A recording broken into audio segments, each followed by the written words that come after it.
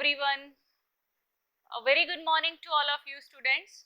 This is Ishani Trivedi from LG Institute of Engineering and Technology, welcoming you to the session of Building Construction Technology. So students, you have been familiar with different types of foundation. We have in general two different types of foundation, right? If we categorize in general, then we have shallow foundation and deep foundation, correct? Now, in this particular session, we are going to discuss about the deep foundation. Now, tell me, how do you define a deep foundation? When the depth of the foundation is more than the width, right? When the depth is more than the width, then it is defined as deep foundation. That is correct. Okay. Now, deep foundation will be further subdivided into different types, right? Just like in shallow foundation we have different types, in deep foundation also we will have different types. So, in general we have three types of deep foundation. First is pile foundation, second is caisson, and third is cofferdams. So here particularly we are going to discuss, what can you see over there? Yes, we have pile foundation. Now students, look at the image flashing over here. This is a simple sketch. What can you see over here? We have a small house, and that house is resting on, what you can say in simple terms, that is we have pillars. Okay, in simple terms, if I ask you that, you will say that the house is resting on the pillars. Now, the pile members, right? If you want to construct a pile foundation, then those are pile members. What are pile members? They are long, structural, slender members. What is slender? It means thin members, right? Its diameter will be lesser, comparatively lesser. Okay, then it depends on site conditions. So they are long and slender structural members. How is it made? It is made up of either timber or steel or concrete. The most being commonly used is the concrete pile foundation or pile members. Okay, so also you will have cast iron, you will have wrought iron, you will also have sand piles. So that is a huge classification regarding the pile members. Now in general, let us first study that what is a pile foundation and how it is useful in different kinds of structures. Now look at the image over here. What can you see over here? We have different buildings, right, having different heights. Okay, we can see over here that we have different height of the building. The height is comparatively increasing. Can you see that? So now when your structure is high rise, your concentrated loads will be more, your load distribution area will be required more, right? So in particular that case where the structural loads are very heavy, it is a high rise building and you need more area, or let us say that the surrounding soil, right? The soil, subsoil, I am talking about the subsoil. Now this subsoil has the bearing capacity available but at a very greater depth. So in that case shallow foundation will be useless. Okay, so you are going to drive your foundation up to the strata where your enough bearing capacity is available. So in this case where there are such conditions, in those places pile foundation will be used. If I give you an example, in the Ahmedabad city the construction of metro is going on currently, right? It is also completed at some places.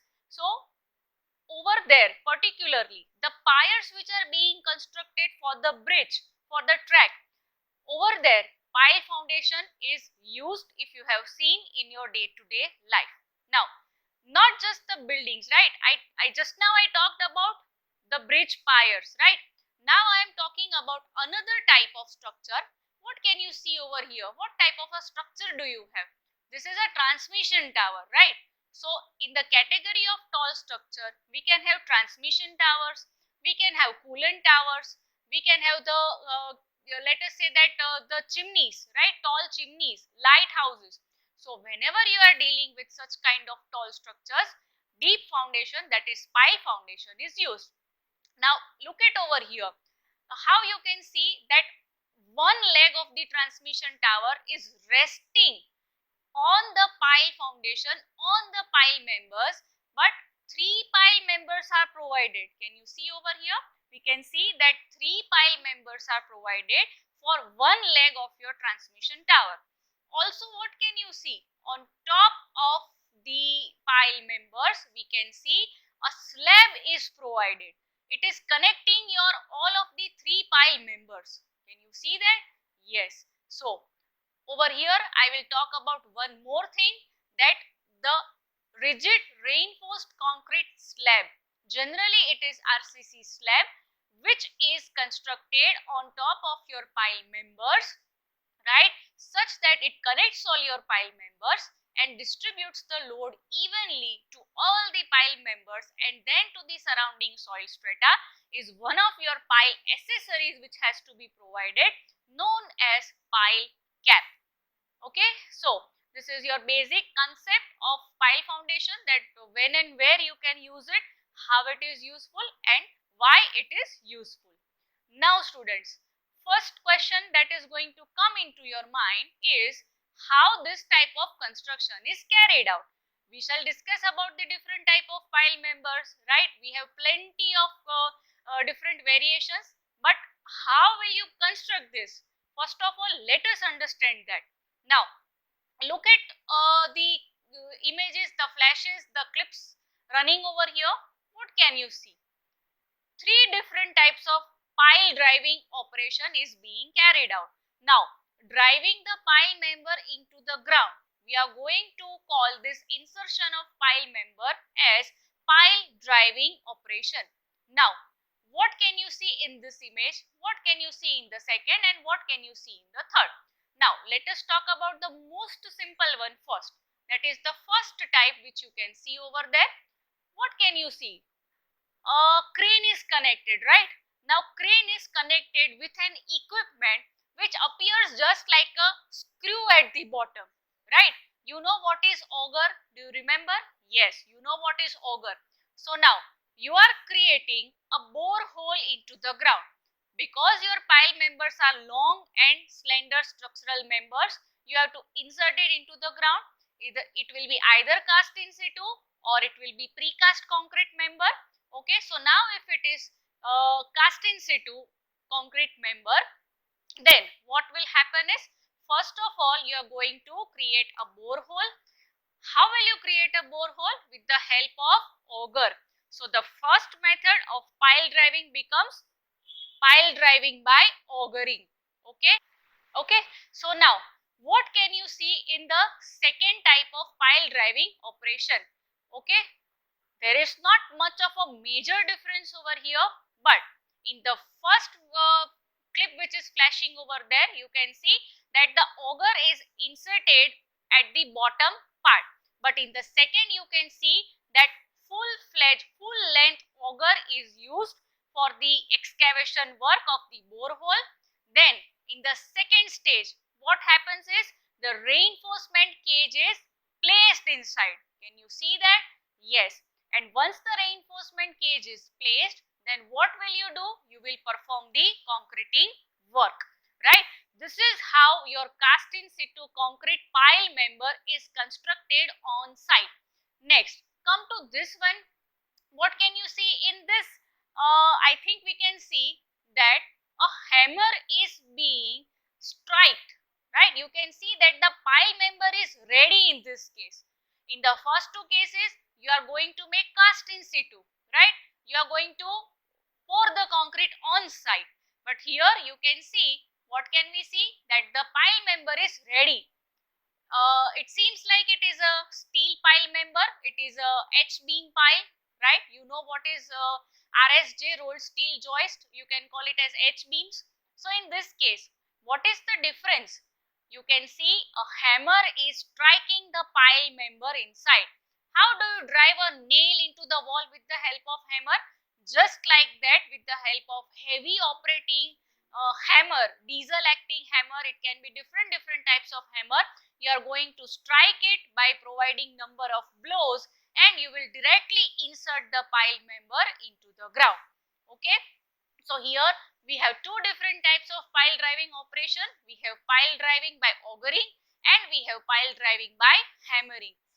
There is one more method of pile driving, that is called pile driving by vibration, with the help of vibratory force. Just like here you are pushing it with the help of hammer blow. So with the help of vibration you will directly insert your pile member into the ground. That is your pile driving by vibration. Okay, so this makes your basics of pile driving.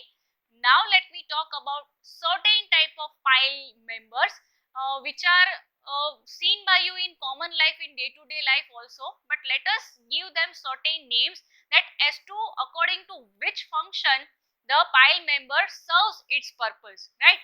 Now if I say pile foundation, pile members based on function or based on use, right, then it can be different types, which is flashing in this image also. You can find out that we have anchor piles, we have batter piles, we have fender piles. Now these piles can be made up of any material. That becomes your another classification based on construction material. Okay, but for now we are studying for classification based on function. Now what can we see in this image? Let us start with the first. Can we see the pile members are driven in an inclined manner? Can you see that? Yes. Now look at the image flashing over here. Have you seen this type of image for real? Yes, you have seen it, right? Near the bridge, pile members are erected. But you will tell me that these pile members are not inserted into the ground, which I was talking about till now. Yes, correct. So now pile members which are provided over here are going to serve some different function. As I said, all the pile members have different purposes. So what happens over here is, this is also provided for docks, this is provided for bridge structures, right? So to protect your structure from the impact of any floating objects, right? If any kind of floating object strikes with your existing structure, it will cause unnecessary disturbance and hence disastrous consequences. So in that case, if you provide such obstacle, such barrier, then it becomes your fender piles. For the dock and jetties also, from the impact of berthing ships, when the ships come, they are going to strike, they are going to create an impact. So to protect it, you can provide again fender piles. In both of these images you can see fender piles in this also, and you can see fender piles in that picture also. And here this image which you can see, I think fender piles are shown in the diagram form in the cross section, that is visible to you. So now we have pile members which are in inclined position, so we will name them as anchor piles. What is the function of anchor piles? They are going to hold your structure, your underwater structure or structure existing above water. It is used specifically to resist the horizontal forces of water. It is going to anchor your structure inside, it is going to hold it. That's why they are known as anchor piles. Now, if the pile members are connected together, number of pile members are connected together, then it will become cluster of piles. About the fender piles I already explained to you. Okay, so we have different types of pile members based on function. Now the fender piles can be made up of timber, it can be steel, it can be concrete, but you know that if you provide underwater construction, then steel piles will be discarded because it will undergo corrosion. So fender piles which are resting on water, inside water, are generally made up of timber, but time to time replacement is necessary. Okay, now next I am going to discuss with you about the pile accessories. I think I already showed you this type of image in your transmission tower previously, right, in the first concept which we were studying. So we have two different pile accessories. First we have is pile cap and second we have is pile shoe. Now what can you see over here? I already explained you the concept of pile cap. Okay, we have, suppose, for a single column, right, the column which you can see over here, for the single column, suppose the load coming is very heavy and one single pile is not to be provided because it will not be enough. Generally, piles are provided in groups in which at least 3 pile members are provided. So when you are grouping these piles, okay, so the load carrying capacity will be the group action of the piles, but the load coming from the column has to be equally distributed to all the pile members, correct? So for that, what will you do is, you will construct a structural member which you can see over here, which will connect all of your pile members, and then the load will be evenly distributed to all the piles, and this accessory, which is nothing but a rigid reinforced concrete slab or a concrete beam, right? You can see that in this image. Yes, can you see, for the column, the slab, the beam is provided at bottom, and below that your pile member will be provided. So your rigid reinforced concrete slab will be your pile cap. On top of that, your construction of the required column or the bridge pier or whatsoever structure will be constructed. Again, you can see how different types of grouping can be done. It can be done for 2, it can be done for 3. Also for 1, it is necessary because this is going to evenly transfer your load to the pile member. Okay. Next I am going to talk about the second type of accessory known as pile shoe. Now if I say shoe, then you are going to understand that something which is provided at the bottom. Look at this image. Can you see a single shoe is shown over here? Now can you imagine what is the use of this pile shoe? I think you can. You will be able to recognize. So whenever you are driving the pile member into the ground, in most cases talking about precast member or say timber piles or say steel piles. Okay, so in that case, also for cast in situ, when casing is provided, so at bottom we are going to fix some sharp edge tool, sharp edge, sharp blade having cutting edges. Shoe is fit below the bottom of the your pile foundation. Now what is the need to provide this, right? First of all, if you are dealing with the soil which is hard, right, which is having boulders or rocks or any harder type of soil material, then because of the sharp edges, because of the cutting edges, because of the sharp blades, I think you can see in this image also. Can you see how different type of pile shoes are constructed? So first of all, it will facilitate the pile driving operation. It will become easy for you to drive the pile directly into the ground with the help of these pile shoe.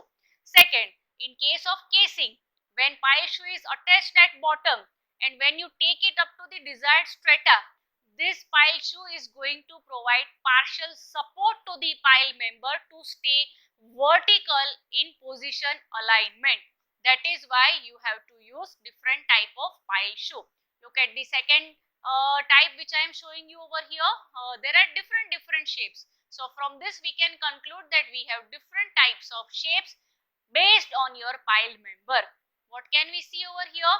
I think by looking at these real images, you will be able to understand that how pile shoes are provided at the bottom. So depending on the members, as I told you, if it is timber piles, then you can see in this sketch that a steel strap has to be provided, right? The steel strap is shown over here. This strap will be fitted to the pile member with the help of screws. So that is the case for the timber piles. For the steel piles, you can see the second one which you have to fit it at the bottom. For normal type of pile members, you can provide conical shape, you can provide square and wedge shape depending on the requirement. So students, this is also something which you are supposed to practice the sketches if it is asked in your exams, because you need to show what is the pile cap and what is pile shoe when you are writing down these theories. Okay students, that's it for the day now. Let us end till here. So we have basically studied about the concepts of pile foundation, the pile foundation based on function or based on use, and the pile accessories. We shall talk about further topics in next session. Okay, students, have a very good day. Thank you.